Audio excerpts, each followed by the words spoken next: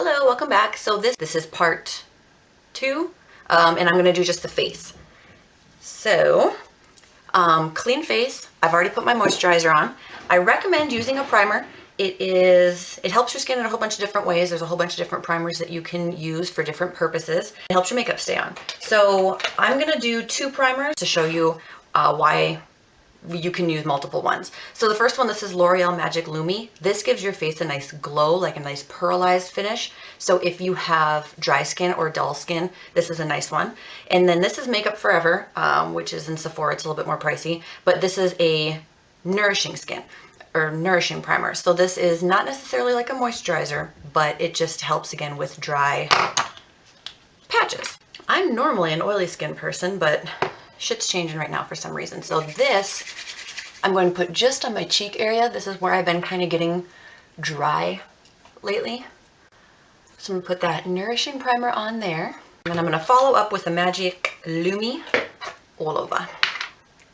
And I'm just gonna do just one pump of it, not too much because it does get pretty sparkly.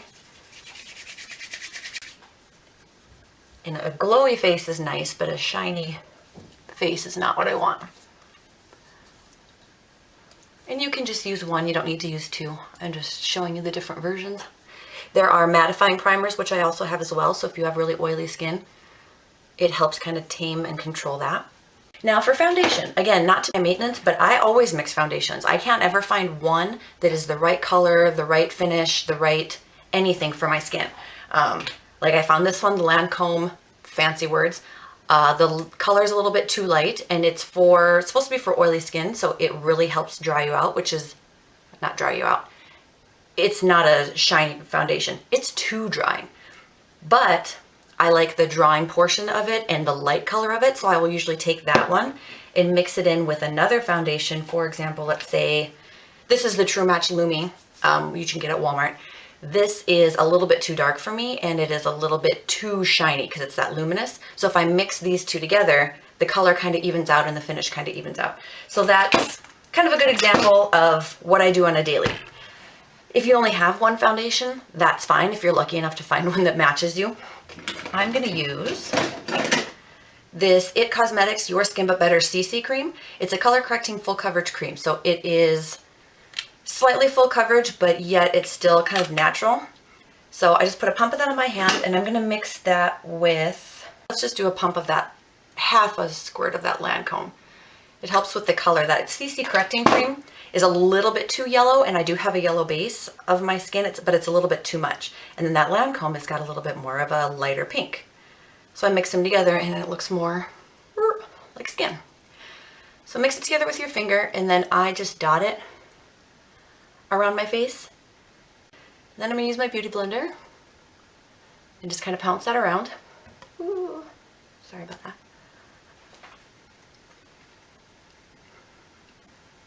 I love using a beauty blender. I do have a brush that I really like. If you guys want to do that instead, let's see. This is a flat top kabuki brush, synthetic hairs. You can buff it in with that. I do like that one, but I find that I like it for a little bit more full coverage stuff. This lighter coverage tends to streak, I feel, when I use the brush. So if I use a beauty blender, I get a smoother look. And then whatever's on the back of my hand just wiped off. Okay, so that is foundation. Next we're going to do concealer. And this is the reason that I like to do my eyes first, is that now I can wipe off my face, any fallout that I have, put your foundation on, and then I can go underneath here with concealer and kind of prep my under eye, prep my bottom, my lower lash line, and then I'll go back in and finish my eyes.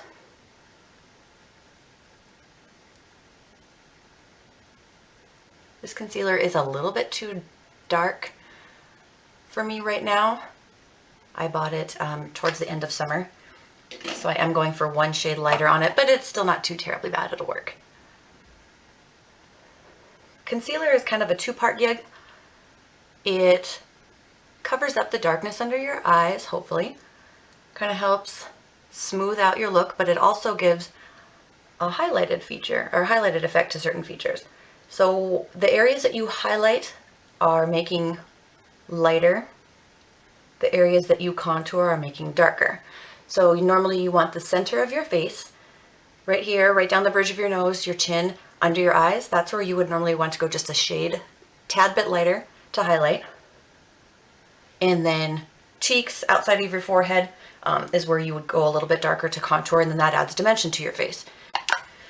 And then after I do my under eye, what I immediately go in and do is set that so that my baggy skin wrinkles don't show. So I'm going to use the Airspun powder. This is just a loose finishing powder. You can get it at Walmart, so it's not super expensive. They have a whole bunch of different versions of setting powder. Laura Mercier, way pricier. This does the job. It does have a pretty heavy rose scent. Kind of reminds me of my grandma. So I like it, but if you're sensitive to smells, you might not. So I go right in with that same kind of damp beauty blender that we use on our face. I just go right in with the same thing and then pack it on. Yes, you're kind of heavily packing it on under there right now, but that will set everything. It just gives it more of a flawless finish. And then you'll kind of dust off the excess in a minute here. I feel like this also helps with I have, starting to get a little bit mature skin, starting to get some wrinkles under there. You're never going to cover up your wrinkles, but you also don't want to enhance them.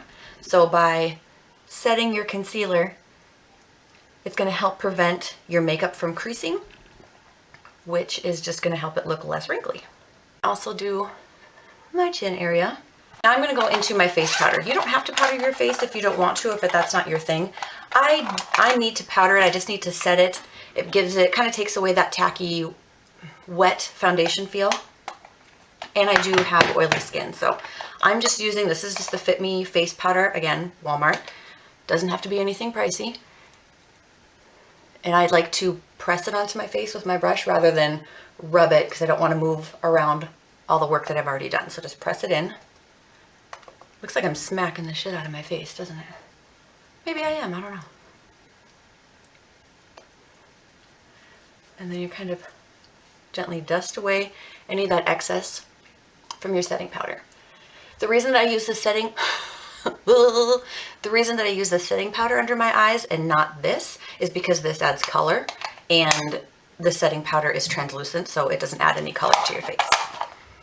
So that is our base. Now, I'm going to go in with my contouring. This is a Morphe brush, inexpensive. And I'm going to use this Becca, this is from Sephora, Becca Shadow and Light Bronzing and Contouring Powder. This has got a little bit of a darker, as you can see it's almost gone. This is a darker side and the lighter side. I just swirl them together. This is a little bit more of a darker contour. I do also like the e.l.f. contour palette. You know what, I'll use this one. And there is the bronzing shade, and this is the contour shade.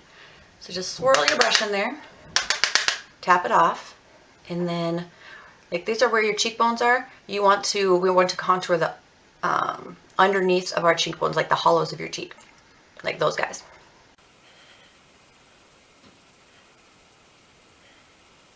Again, just start off lightly and build up from there. I'm still working on my contouring game. It's not the best. I always find out that this side turns out better than this side. I don't know why. So get the cheeks, and then I also hit my forehead. I have a little bit of a larger forehead, which I'm okay with. And I usually wear my hair back away from my face too, so I'm just kind of contouring, giving it a little bit of dimension. You don't want this big, huge area here just to be white.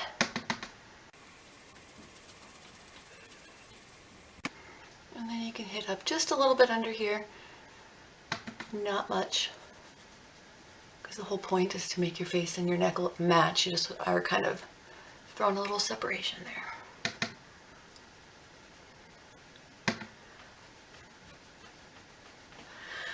All right, nose contouring.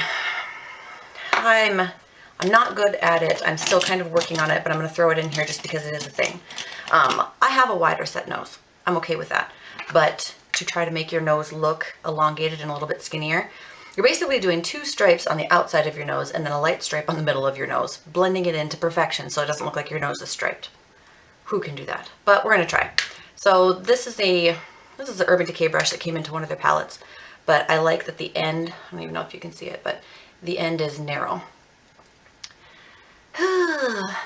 So I'm taking that contour powder and I'm gonna work on the stripes.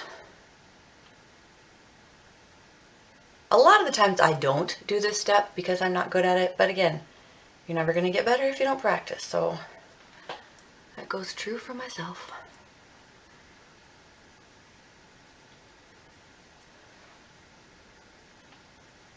It's looking a little stripey to me. What you gonna do? I need another brush.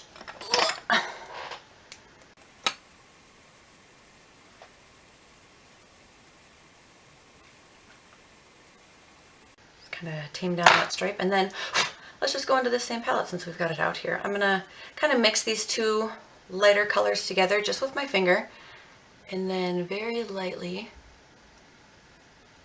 get that zebra stripe in the middle.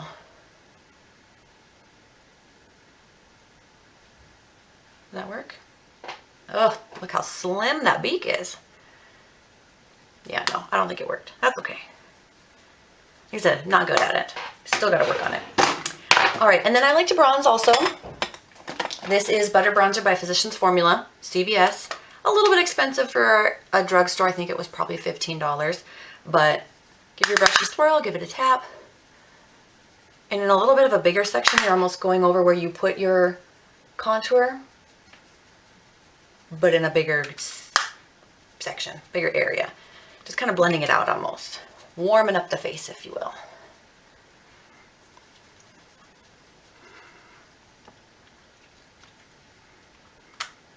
Not so terrible, huh?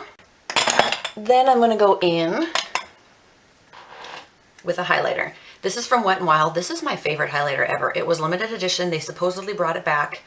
This is the Mega Glow Highlighting Powder in Precious Petals. They brought it back, but I haven't found it yet, and I need some more. This is a tapered highlighting brush. This is from Sigma. Morphe does have one that's very similar.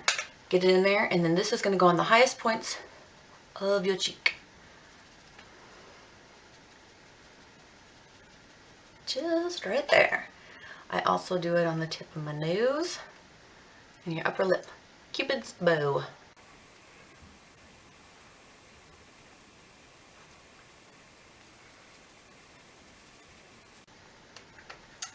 Then as a final finishing step, you can take a face spray. This is the Pixie Makeup Fixing Mist, and it just kind of sets your whole face and blends all of these powders together. Give it a spritz, give it a shake first, and then there we go, let that dry. I'm gonna kind of incorporate my eyebrows into this. I have microbladed eyebrows. Best decision I've ever made in my makeup life. It used to take me 20 minutes to do my eyebrows every single day. I think my very first video that I ever did was an eyebrow video. Now that I have them microbladed on, I'm really just kind of touching up the color. With putting makeup on and everything, they do kind of get covered up and then they get a little bit lighter. I'm just trying to give them a little bit more pow. This is from Sephora. They make a really good one. L'Oreal does, the Brow Stylist Definer, but they don't have, I just did red here, as you can see. And they do not have a reddish one that I could find. So this is from Sephora, and it is the Rich Chestnut. But I don't like the spoolie on it, so I'm going to use the spoolie from my old L'Oreal one here. Kind of brush through my hairs that I do have. Try to match them up with the hairs that were permanently drawn on. And I'm going to go in with this one and darken them up just a smidge.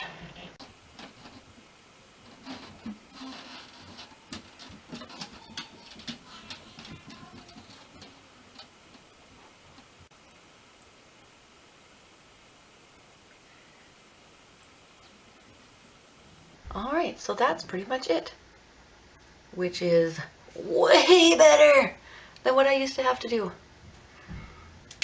Okay, thank you for watching. That is the face portion.